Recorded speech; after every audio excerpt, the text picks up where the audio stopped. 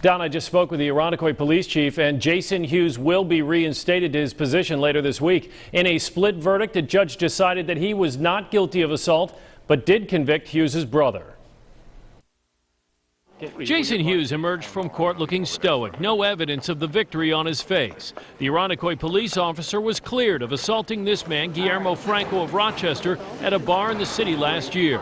The evidence at the heart of the case was this surveillance video that captured the confrontation. There was no jury to see it.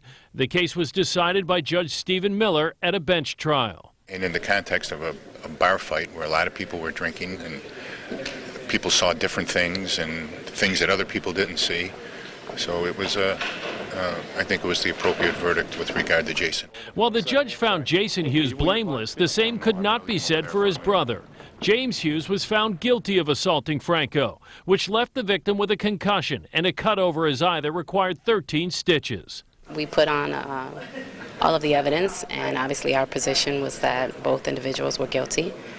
But I'm glad that Mr. Franco has some closure. Asked for reaction after court, Franco seemed resigned to the split verdict.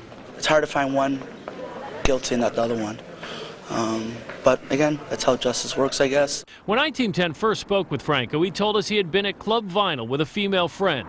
He says he returned from the bathroom to find Hughes grinding up against her and tried to step in. The confrontation was captured by a camera inside the nightclub. From it, you can see Franco gets pushed backwards as Jason Hughes in the darker shirt and his brother in the white shirt continue to move toward him. At one point, the female bartender jumps on Hughes' back to break it up.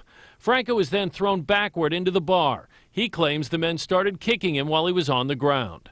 Are you surprised that he didn't see it the way that you said it happened? Yeah. I mean, we all thought the video was pretty clear. But again, things happen, so he thought otherwise. Hughes has been suspended with pay for the past year. Contacted today, Irondequoit Chief Richard Boyne said Hughes will return to work later this week, but does still face an internal investigation to determine if he violated any departmental rules and regulations. By all accounts, everybody I've talked to, this young man is a terrific cop, and his supervisors all are very supportive, and hopefully Irondequoit will benefit from getting him back. Now, as for James Hughes, he was immediately sentenced after his guilty verdict was read. The judge gave him a one-year conditional discharge and ordered him to do 50 hours of community service. Don? And how about Mr. Franco's injuries? I mean, we talked a lot about the legal part here. Is he recovered? You still have some way to go? Well, you saw that nasty cut over his eye, but he was fortunate in that he had no permanent injury to that eye. He says he does feel fine, but he says he still suffers from occasional headaches. All right, Brett Davison, thank you for the update on that report.